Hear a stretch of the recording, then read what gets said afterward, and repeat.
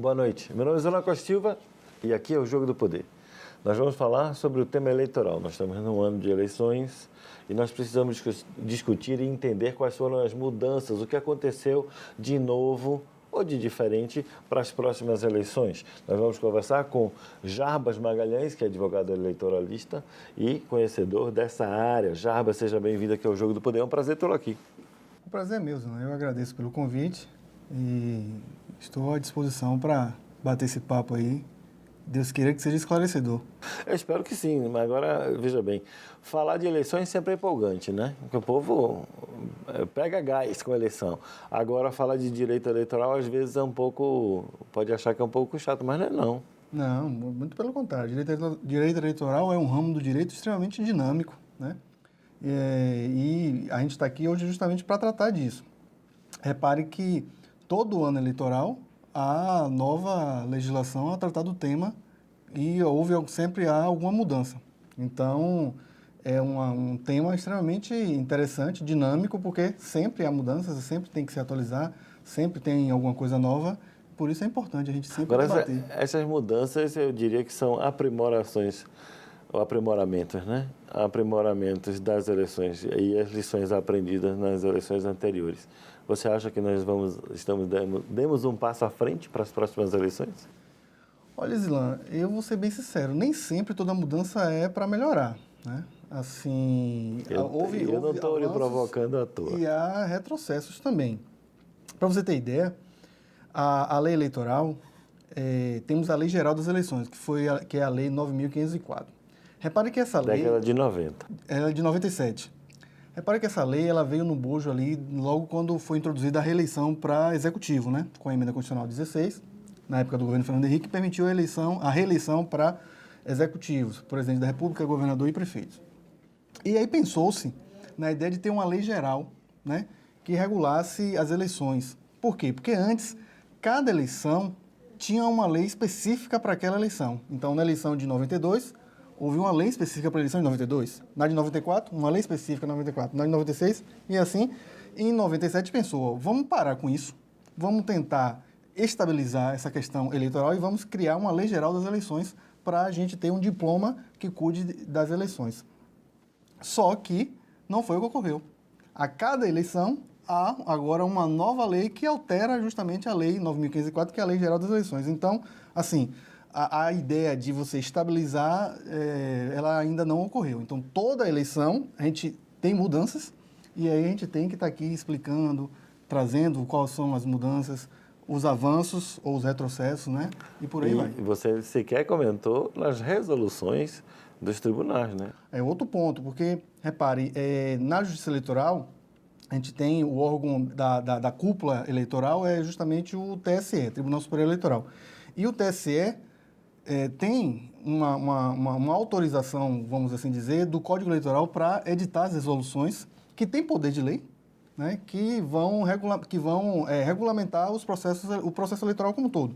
A resolução que cuida de propaganda, a resolução que cuida da registro de candidatura, a resolução que cuida de conta partidária, e são normas que são editadas por um tribunal, que seria uma função atípica do Poder Judiciário, que obviamente não é essa a função, né? O Judiciário deveria se preocupar em julgar os casos, mas o TSE, nesse caso, não. Ele, na sua função atípica, ele edita normas que são tratadas como lei no processo eleitoral. Eu vou tratar no último bloco de um tema relacionado a isso, mas a gente deixa para lá. Assim, aí, nós já estamos aí com todas as resoluções editadas, a lei, todas as mudanças já foram feitas, nós temos a eleição à frente. Quais foram as grandes mudanças em relação à eleição passada? Repare, sem sombra de dúvida, a criação das federações partidárias é a principal mudança, né? É a grande mudança em relação à eleição passada de 2020. Federação partidária. Federação partidária. Me explique o que é isso, porque o telespectador e eu não sabemos nada sobre isso. Vamos lá, para te explicar. Eu imagino, né? Para explicar sobre a eleição partidária, eu tenho que falar sobre o fim das coligações. O que é que ocorreu? Em 2017, o Congresso vedou as coligações para as eleições proporcionais, para deputados, federais, estaduais e para vereadores. Tinha razão, né? Porque aquilo muitas vezes era uma vergonha. Politicamente havia muita crítica, porque o eleitor ele votava em um candidato que defendia uma bandeira A e elegia o candidato da bandeira B, né? Então havia realmente essa distorção. Então, Fora que as coligações não eram feitas baseadas em ideias, eram baseadas em tempo de televisão. Também, eu sempre digo que as coligações eram feitas pragmaticamente, ao invés de ser programaticamente, né? Então, mas a política tem que ser pragmática, isso eu não sou contra, não. As pessoas têm a sua ideologia, mas elas têm que ser pragmáticas. Afinal, o país precisa funcionar e as coisas precisam funcionar para que a sociedade avance.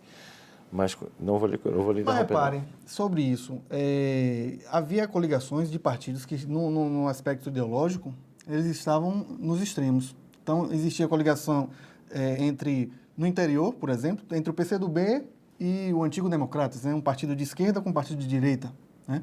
No parlamento, a gente tem um exemplo curioso, que aconteceu, é fato público e notório, que foi o senador Ângelo Coronel. Ele foi eleito numa coligação em que estava lá o PCdoB e o PT, partidos de esquerdas, partidos com mulheres, né? E ele propôs o fim da obrigatoriedade da reserva de vagas de gênero, né? Então, assim, certamente esses partidos de esquerdas, eles eram contra isso, mas foi eleito, né? Tudo bem que não foi uma eleição proporcional, era eleição majoritária, mas, enfim, o eleitor da esquerda certamente não deve ter se visto representado por aquela atitude. Então, ocorria muito isso, né? De você votar no candidato A e ajudava a eleger o candidato B de um partido totalmente diferente. Então, assim, esse certamente foi um dos principais argumentos para o fim da coligação partidária, das coligações proporcionais. Isso ocorreu em 2017. Agora, veja a questão interessante. Quem vota as leis são os deputados e os senadores. E eles aprovaram essa emenda em 2017, mas veja o fato curioso, foi para valer apenas em 2020. A emenda foi votada e aprovada em 2017, mas não valeu para a eleição em 2018. Em 2018 ainda tivemos coligações nas proporcionais. Ela só passou a valer em 2020. O que é que acontece? Geralmente, os parlamentares federais, eles usam as eleições municipais como verdadeiros laboratórios, né? Nunca atingem a eleição deles, né? Assim, tudo tem que mudar para que tudo continue como está. Aquela famosa frase do romance O Leopardo, né? Então, assim, houve essa mudança... Momento cultural do Jogo do Poder. Houve essa mudança, não valeu para 2018, mas valeu para 2020. Então, a primeira eleição que a gente teve depois do fim das coligações proporcional foi em 2020. E aí, eis que os parlamentares federais, observando o impacto que isso teve nas eleições proporcionais, eles criam a figura da federação partidária. A grosso modo, para o telespectador entender, eu diria que a federação partidária é uma coligação que dura 4 anos. Por quê? Porque a coligação normal, ela só durava durante a campanha eleitoral. Aí ela durava entre o período das convenções, onde é que se escolhe os candidatos e delibera-se com os quais partidos vai se coligar, e terminava justamente no dia da eleição. A partir daí acabava, cada partido ia para o seu canto. A partir de agora, não. A criação da federação, ela vai se dar antes das eleições, mas ela vai perdurar até 4 anos. É um casamento forçado de 4 anos. Aqui na Bahia a gente tem uma expressão que eu acho muito interessante, que é roer a corda. E se um desses roer a corda, o que é que vai acontecer com a federação? Pronto, se um dos partidos... Infidelidade partidária? Tem, sim. Todas as regras que valem para partido vai valer para a federação. A federação vai funcionar por 4 anos como se um partido fosse. Então, reparem. E aí, eu volto a dizer que, mais uma vez, fazendo a eleição municipal sendo impactada por atos do Congresso.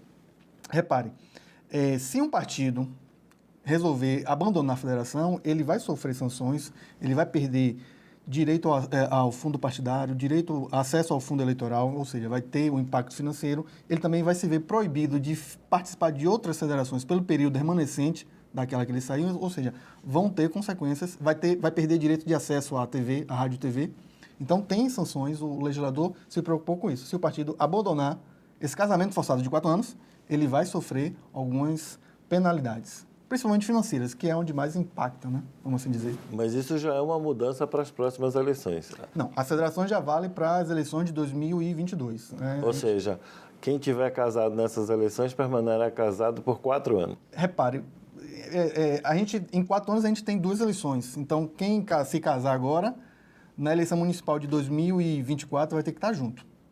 Isso é extremamente importante, perceba isso, telespectador. Continuaremos com Jarbas Magalhães falando sobre as próximas eleições e o que mudou na legislação no próximo bloco, depois dessas mensagens comerciais. Rapidinho, até já.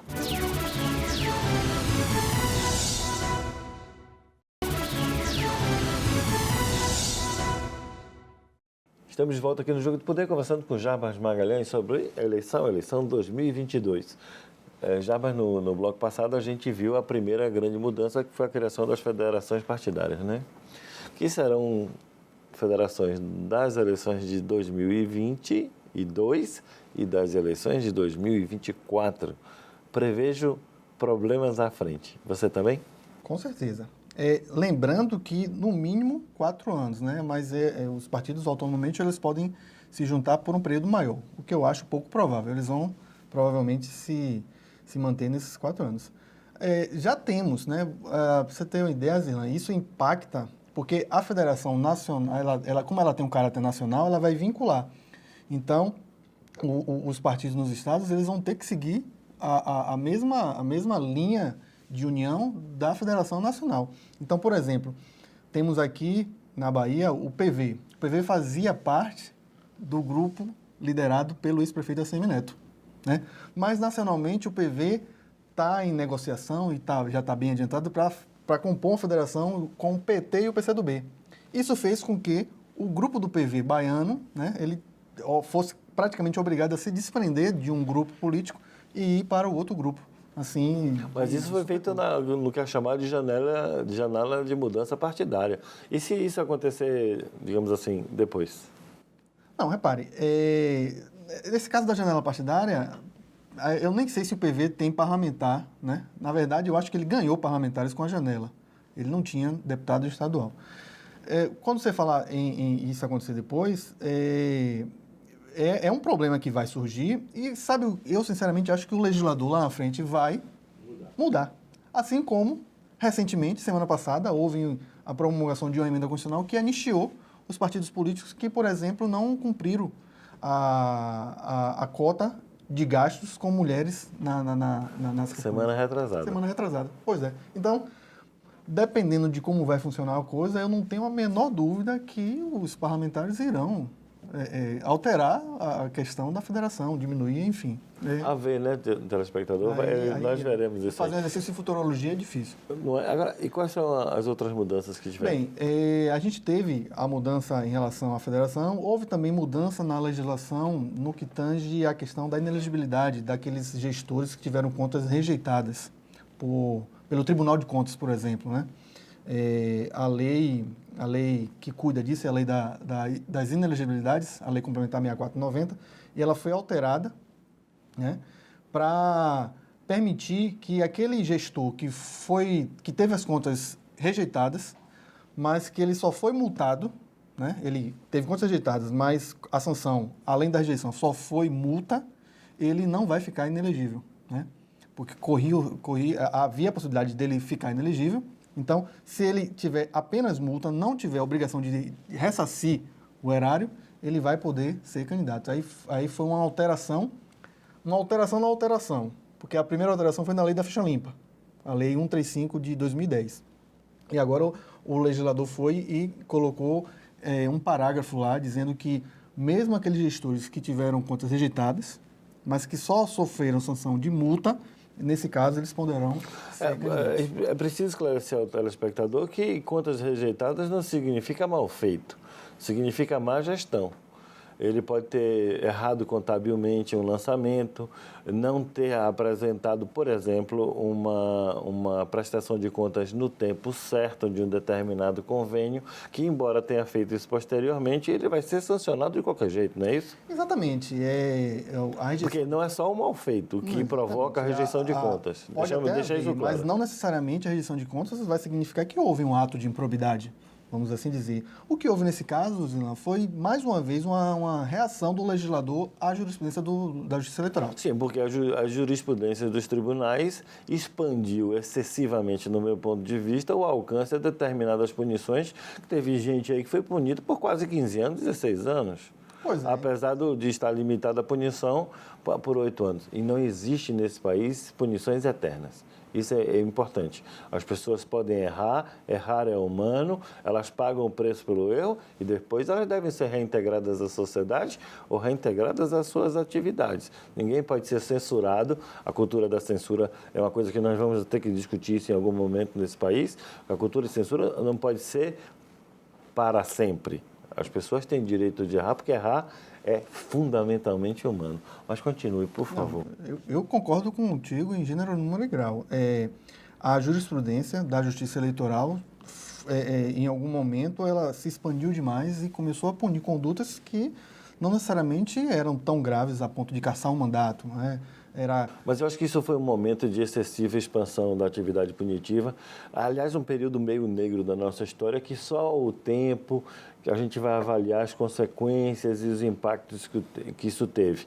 Nós tivemos uma sanha punitivista de combate à corrupção e a própria história está revelando que por trás dessa cortina de fumaça tinham foguinhos e fogos distintos e só o tempo para a gente avaliar isso melhor. Mas não é o momento de comentar bem lembrado isso. isso, Gilano, porque realmente a lei de improbidade, né, que recentemente foi alterada, ela surgiu no momento dos escândalos do governo Collor, né?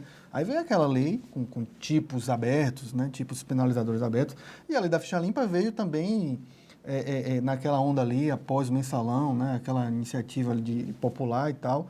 Então, o legislador dessa vez, ele meio que resolveu reagir, né, essa expansão do judiciário e impôs limite. Teve uma outra alteração legislativa que vai justamente nesse sentido. Alterou-se o Código Eleitoral para dizer, TSE, você só pode editar resoluções de acordo com o que diz a lei. Você não pode inovar em suas resoluções. Sim, mas isso para mim era uma coisa básica da própria Constituição. Quem autoriza ou desautoriza é a lei. Ninguém será forçado a fazer ou deixar de fazer algo senão em virtude de lei. Resolução não é lei. Pois é, mas... Ela pode existir dentro dos limites estabelecidos pela própria lei. Concordo também, mas precisou o legislador deixar isso claro para tentar dar uma freada, vamos assim dizer, na jurisprudência eleitoral. O que muitas vezes eu acho ainda que nem sempre vai vingar, vamos assim dizer. Quando a gente for falar das candidaturas coletivas, você me lembre disso que eu vou comentar. Eu vou lhe falar sobre as candidaturas coletivas, é um tema que está aqui na minha cabeça. Pronto, aí nós temos aí, portanto, a mudança da federação, nós temos a mudança da questão da inelegibilidade. Qual outra mudança que você acha importante? Houve também a questão do cômputo em dobro, né, para os votos das mulheres e dos negros. Mas calma, o voto que a ser dado a um candidato negro ou a uma mulher não vai valer 2. Ele vai valer o dobro para fins de contabilização para o fundo partidário e o fundo eleitoral. Né? O fundo partidário e o fundo eleitoral, ele é dividido com base na votação daquele partido. Então, os candidatos, né, isso também foi objeto de emenda constitucional, os candidatos negros, as candidatas mulheres, os votos dados a eles serão computados em dobro para fins de computação para o fundo eleitoral. E se for uma candidata mulher e negra? Em quádruplo? Não. Repare, a legislação cuidou disso. Não pode ser cumulativo. Né? Então, só pode ser beneficiado uma vez. Mas isso é somente para a questão de divisão do fundo partidário? De fundo partidário. Fundo partidário e fundo eleitoral. Que, na realidade, é algo que é para fomentar ainda mais essa participação dessas candidaturas, né? Exatamente. É para fomentar a participação da mulher na política, para fomentar a participação do negro na política, e a gente sabe que, infelizmente, ainda há muita subrepresentação desses segmentos. Então é uma coisa positiva, desde que seja momentânea. Exatamente. E é momentâneo, né? Isso a legislação previu para a eleição de 2020, 2026 e 2030. Depois disso acaba. Depois disso acaba, a não ser que eles alterem o texto constitucional novamente. Mas, por enquanto, a emenda constitucional 111 tratou desses pontos específicos. Vamos falar sobre candidatura coletiva ou mandatos coletivos. Agora nós vamos fazer isso no próximo bloco. Voltamos aqui no Jogo do Poder, depois dessas mensagens comerciais rápidas, aqui com assuntos de eleições 2022. Até já.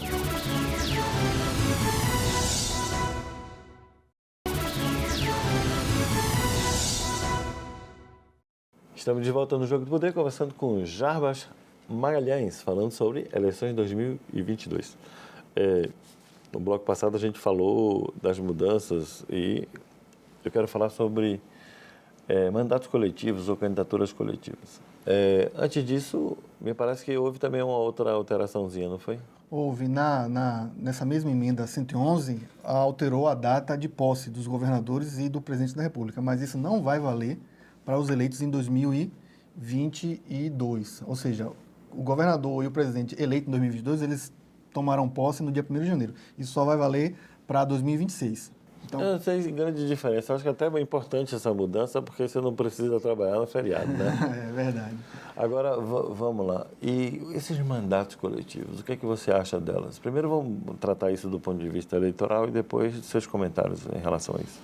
Veja bem, Zilan, foi uma novidade, né, muito presente nas últimas eleições, e a gente teve em São Paulo, em Salvador, em Pernambuco, em Recife, vários exemplos dos mandatos ditos coletivos. Juridicamente é uma figura, né, que naquele período não existia, né, foi uma ficção, porque a legislação não permite mais de que uma pessoa por registro de candidatura para o parlamento. Né? Na realidade, os mandatos coletivos ainda é uma ficção, né? Porque os mandatos que aconteceram nas eleições passadas não tem alteração, né? Justamente, se elege uma pessoa, né? É uma pessoa que pode ser registrada, uma pessoa que vai para a urna, uma pessoa que presta contas, uma pessoa que recebe diploma, uma pessoa que toma posse. E tem assento no parlamento.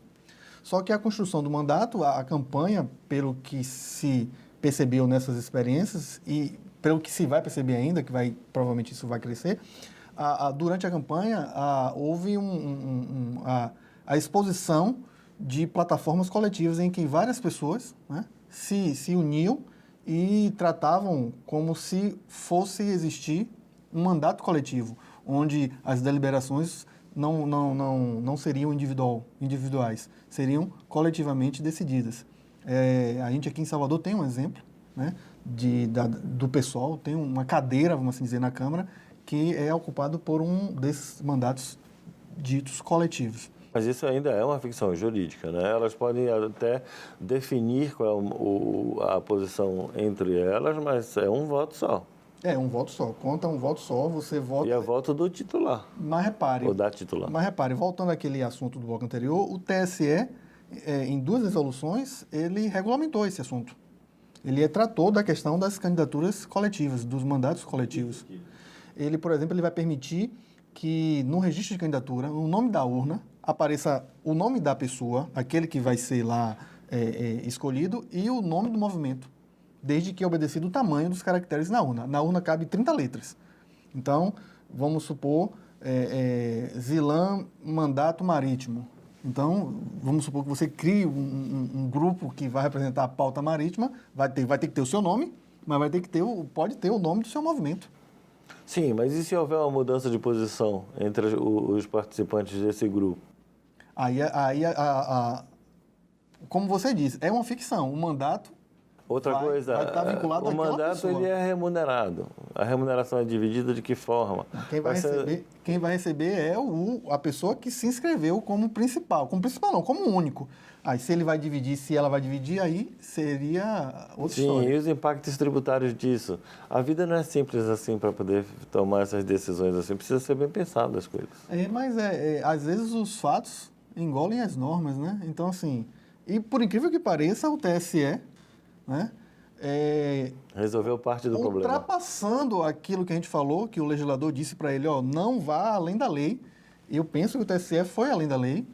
É muito pela postura que o próprio ministro Luiz Roberto Barroso tem, né? Que ele é um entusiasta desse movimento de que o judiciário tem, às vezes, o poder de avançar em pautas que o legislador não quer, né? Aí cabe as críticas. Estou totalmente contra.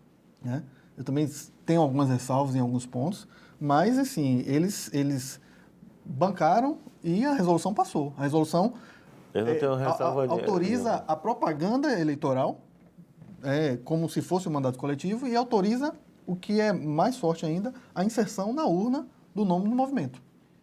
Você é um tema à parte, a ultraatividade do Poder Judiciário é uma pauta específica, vamos deixar para um outro programa, porque realmente eu tenho discordâncias enormes em relação a isso. Agora me diga uma coisa, e fake news foi tratado nessas resoluções atuais? Muito. Fake news foi tratado, assim, a gente teve o exemplo da eleição de 2018, foi uma eleição bastante tumultuada em relação a isso. Então, o legislador tratou da questão da fake news e a resolução também traz muito. Inclusive, há um termo que o TSE tem feito com esses grandes sites, né? Com Facebook, com Instagram, com WhatsApp. Teve o problema recente com o Telegram, que um ministro tentou barrar, né? E aí, finalmente, apareceu o responsável do Telegram. Tentou barrar não, ele barrou. E só não barrou mais porque eles apareceram.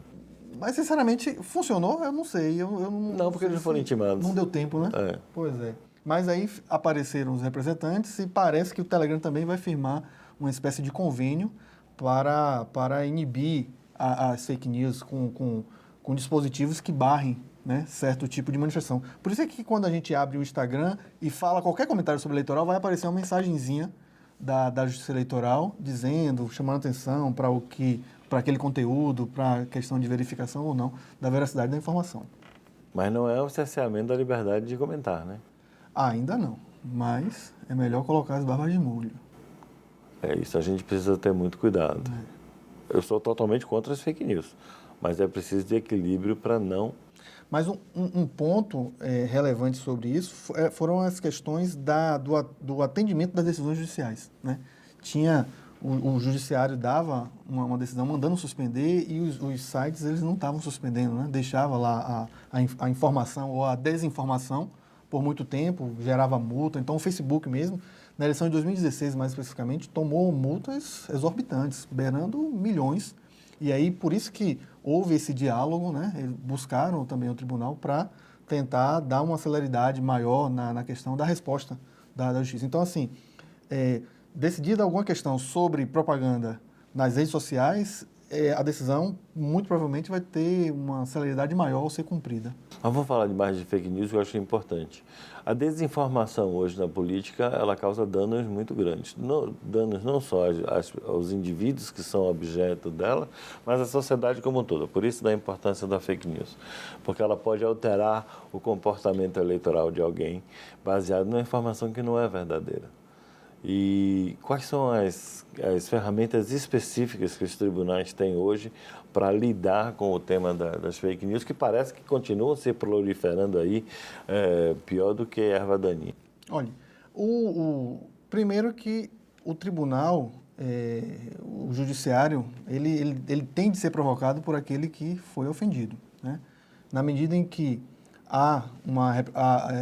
haja uma representação relacionada a serviço de desinformação, fake news sendo propagada, o tribunal, a Justiça Eleitoral, ela vai se manifestar, né, sobre aquele assunto.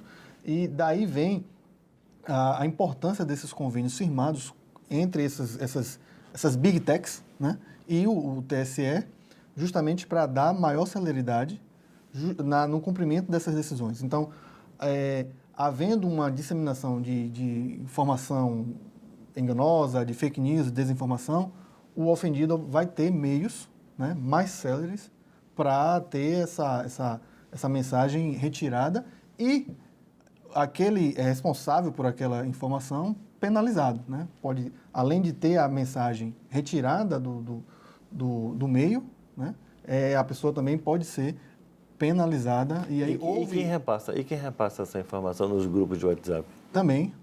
Também pode ser penalizado desde que haja uma produção de probatória suficiente para deixar bem claro quem é o responsável. Então, assim, criar fake news é errado e propagar também é errado. Mesmo se o sujeito não souber que é fake news, né? Aí tem que ter o filtro também para ter cuidado na hora de encaminhar a mensagem. Repare que as Big Techs, o WhatsApp, por exemplo, ele já limita isso, né? A questão de você encaminhar as mensagens e, ao que parece, isso vai se estreitar mais ainda no período eleitoral. Sim, eu acho até que pode ser que seja razoável, mas vamos ver como é que vai ficar. No próximo bloco vamos falar sobre outras questões importantes das eleições de 2022. Voltamos já já, depois desses comerciais rapidinhos aqui para o Jogo do Poder. Até já.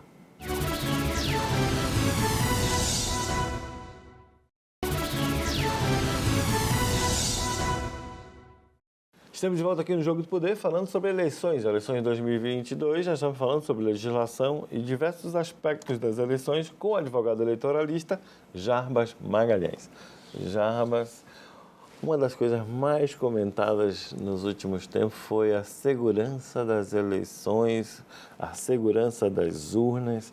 Isso foi objeto de fake news, de fakes entrevistas, de promessas presidenciais, dos mais absurdos. Eu tenho total confiança nas eleições e na nossa urna, pelo processo e pela seriedade com que ela é feita. Você acha que isso ainda é um tema que vai causar problema? Olha, Isla, quase causou, né? A gente teve uma proposta de emenda constitucional apresentada pela deputada Bia Kicis, lá do Distrito Federal, que, por acaso, ela é presidente da CCJ, ou seja, ela é presidente da principal comissão na Câmara dos Deputados. E essa emenda, essa proposta de emenda, ela teve maioria dos votos, ela só não teve o quórum qualificado. Por isso ela não avançou em 2021, no ano passado, né? Como você bem disse, é um tema que sempre vem à tona e tem grupos que acreditam piamente nessa questão de fraude nas urnas eletrônicas. Eu acho assim que concordo contigo, né? Confio muito no processo eleitoral eletrônico, né? É um processo que vem evoluindo cada dia mais. A urna eletrônica foi usada no Brasil em 1996, pela primeira vez, e até hoje ninguém conseguiu provar que houve fraude no sentido de que o voto dado para A tenha sido alterado e ido para B. Na realidade, eu não acho nem que ninguém conseguiu provar, ninguém conseguiu foi demonstrar a existência de fraude nas eleições. E você atuou como advogado nas eleições e lá atrás eu também atuei e nunca vislumbrei fraudes nas urnas. As fraudes eram de outra natureza e nunca nas urnas. Não, de fato, essa questão da fraude, e eu falo com muita tranquilidade porque advoguei para gente que acreditava piamente, né, que havia fraude nas urnas. E o pessoal lá da campanha contratava perito. Eu falava assim, essa parte me deixa de fora, porque eu não quero nem participar, porque tinha gente que isso quase que se tornou uma indústria, né? O perito vinha, falava uma linguagem lá tecnicista que ninguém entendia nada e, na verdade, só acredita em fraude quem perde a eleição. Muito embora a gente tenha um presidente da República que ainda insista nesse assunto, né? E ele ganhou. Mas eu confio plenamente no sistema, acho que a urna eletrônica ela veio para ficar, né? Acho que qualquer tema relacionado à vulnerabilidade da urna só causa tumulto. É claro que o sistema tem que ser aperfeiçoado, claro que... Tudo na vida a gente aperfeiçoa. E o TSE está aberto a isso. O TSE sempre abre grupos e abre programas de verificação, né? Pra você ter ideia, a urna ela tem muita criptografia e tem um código base, que é o código principal, que esse código ele é sigiloso. Tem um momento que o TSE chama os partidos políticos, chama a sociedade civil, a OAB, o Ministério Público, chama os interessados e dá esse código, né, para os técnicos, para os engenheiros, e eles trabalham e tentam a qualquer custo quebrar a segurança e nunca se conseguiu. Nunca se conseguiu quebrar a segurança da urna. Então, assim, eu vejo com muita tranquilidade, né, a questão da segurança da urna. Não sou contra o voto impresso, né? A proposta da Bia Kicis era justamente imprimir o voto, né? O eleitor verificaria se o voto que ele digitou era aquele voto impresso e automaticamente esse voto iria para uma urna de lona indevassável, né? Ou seja, eles argumentavam que o eleitor não ia ter contato com o voto. Mas isso, assim, é um sistema que tem dado certo, né? É o sistema atual. Eu acho que a questão da impressão seria um passo atrás, porque a gente sabe que poderia dar um problema na impressão, né? O papel poderia entulhar, Né? Mas o eleitor não sairia com recibo de voto, não, pela não. proposta, não. Né? Até tentaram ter um recibo para o eleitor olhar e Aí botar na sim, urna. aí tudo bem. Traga seu recibo de voto depois, é bom. Mas não passou, né? Aí a proposta era ia ter um visor que o eleitor ia olhar e depois ia ter um corte e esse voto ia para uma urna indevassável. Imagine um processo, imagine se trava, se embola o papel. Hoje mesmo eu tive problema com a impressora, me sujei todo lá na hora de desembolar. Então, assim, o voto ali, o sigilo do voto ia ser quebrado, porque alguém ia ter que ir lá verificar a impressora, né? Tivemos, em 2002, essa experiência. Aqui na Bahia, por exemplo, 3 municípios tiveram essa experiência tal qual foi proposta. E foi um desastre. Foi um desastre, atrasou o processo de totalização, o papel ele emperrava, aí tinha que parar a votação toda, o técnico vinha, corria-se o risco de quebrar o sigilo do voto, porque o técnico iria ver em quem você votou. Então, assim, foi uma experiência que o TSE fez em 2002, e você lendo o relatório das eleições, você percebe que aquilo não foi uma experiência salutar, porque já naquele momento, quando comparou o voto, bateu certinho, não teve problema. Então, assim, essa alteração de impressão seria um retrocesso. Eu não tenho a menor dúvida que, se depender do sistema da urna eletrônica, não teremos problema do ponto de vista Mas eu acredito, não. das Acredito apurações. Eu também acredito que confio na urna nas eletrônica. eleições a urna eletrônica funciona. Eu acho que é um tema já, inclusive, que deve ser ultrapassado. Quais são os problemas que você vislumbra num país que está polarizado, num país que tem discussões importantes? Quais são os problemas que você vislumbra nas próximas eleições? Olha, certamente a gente vai ter problemas relacionados às notícias falsas, né? Como a gente tratou, as fake news vão ser vai ser uma ferramenta extremamente usada, infelizmente. Então, assim, a gente tem caminhado para uma eleição polarizada, né?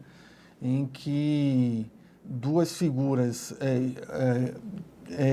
tendem a polarizar o feito e parece que temos torcidas, vamos assim dizer, nem parece mais eleitores, são quase que torcidas, e isso vai atrapalhar muito o debate político, né? O debate salutar na eleição. Então, Você acha que vai ter debate? eu acho que sim, vai ter debate. Mas vai com participação de todo mundo? Agora, o problema é se todos vão participar, né? Pelo que eu tenho visto, alguns candidatos já disseram que vão participar. Talvez um ou outro evite o debate e tal, mas eu acho que sim, que vai ter debate. As emissoras, inclusive, já estão se programando, já estão se reunindo. Teve alguma mudança nas pesquisas eleitorais? Não, nas pesquisas eleitorais a gente não houve alteração. O que a gente pode dizer é que a pesquisa esse ano tem que ser registrada, né? Todos os anos tinham que ser, né? Não, se você faz uma pesquisa, por exemplo, se você fizesse uma pesquisa para presidente em 2021, você não precisava registrar no sistema da Justiça Eleitoral. Agora não, você tem que, no ano da eleição, a partir de 1º de janeiro, você tem que cadastrar a empresa contratante, a empresa realizadora da pesquisa, informar os dados, o questionário. Desde que elas fossem para divulgação, né? Desde que elas sejam divulgadas. Você só pode divulgar, pronto, bem pontuado, você só pode divulgar pesquisa desde que ela seja registrada. Pesquisa de consumo interno, não. Pode fazer à vontade. Mas para divulgar em meios de comunicação ou até na rua, em qualquer canto, tem que ser registrado. E a divulgação de pesquisa sem registro gera uma multa altíssima, no mínimo R$53 mil. E se existe fake news em relação a pesquisas que nunca foram feitas e forem espalhadas no WhatsApp ou nesses outros sistemas? Além de você estar espalhando fake news, você também está espalhando... Você vai estar espalhando. Além de estar propagando fake news, você vai estar cometendo um crime. Divulgação de pesquisa fraudulenta é crime e você vai estar sujeito a uma multa de, no mínimo, R$53 mil. Muito cuidado com esse tipo de artifício. E qualquer pessoa que mandar pelo WhatsApp e que for provado que ele que mandou pelos registros de IP pode ser multado de 53 mil conto. Exatamente. Assim, desde que provada a autoria, o que com o advento e com essa interlocução entre TSE, Justiça Eleitoral e as Big Techs, ficou mais fácil de provar, de você rastrear essa informação. Nós estamos chegando no final do programa e aí tem um assunto que a gente não abordou que eu queria que você abordasse, infelizmente rápido, que é a questão do voto jovem. Olha, o voto jovem eu acho extremamente salutar. A Constituição de 88 trouxe essa possibilidade daquele jovem de 16 anos participar do processo político eleitoral e é muito importante que isso seja. uma forma da juventude se manifestar. Eu acho extremamente importante. O jovem, aquele jovem que faz 18 anos até o dia da eleição, a eleição será no dia 2 de outubro. Se o jovem fizer a eleição no dia 2 de outubro, ele pode votar, só que ele tem até o dia 4 de maio. Ou seja, o tempo está esgotando, então os jovens que estão nos assistindo, corram.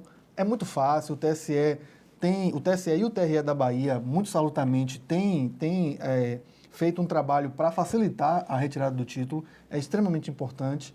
É um direito que foi conquistado a duras penas e vocês merecem exercer isso. Então, é muito importante. Um recadinho. Que direito que não se exerce se perde. Exatamente. Vai exercer seu direito, tire seu título de eleitor e vá votar. É extremamente importante. Não importa em quem você decida votar, mas você deve votar, porque a democracia é feita por quem comparece. Entra lá no site do TRE, coisa fácil, vai lá, se cadastra, tira uma foto, vai lá, tem todo o passo a passo. Só tem até o dia 4 de maio. Muito obrigado pela sua presença aqui com a gente. Foi um papo muito legal. Muito obrigado. Eu que agradeço e estou sempre à disposição de lá. Um abraço. Valeu. Voltamos na próxima semana com mais assuntos de seu interesse. Quero lembrar que todos vocês que a eleição é importante, a participação política é importante, mas é muito, muito, muito mais importante que a gente saiba conviver com ideias distintas e saber que somos todos passageiros dessa nave espacial. Não importa onde você nasça, qual é a sua crença política, qual é o seu gênero, qual é a sua cor. Todos nós sofremos os mesmos problemas e temos os mesmos problemas para solucionar. E se nós fizermos isso juntos, nós teremos um mundo melhor. Voltamos na próxima semana. Meu nome é Zilan Costa de Silva.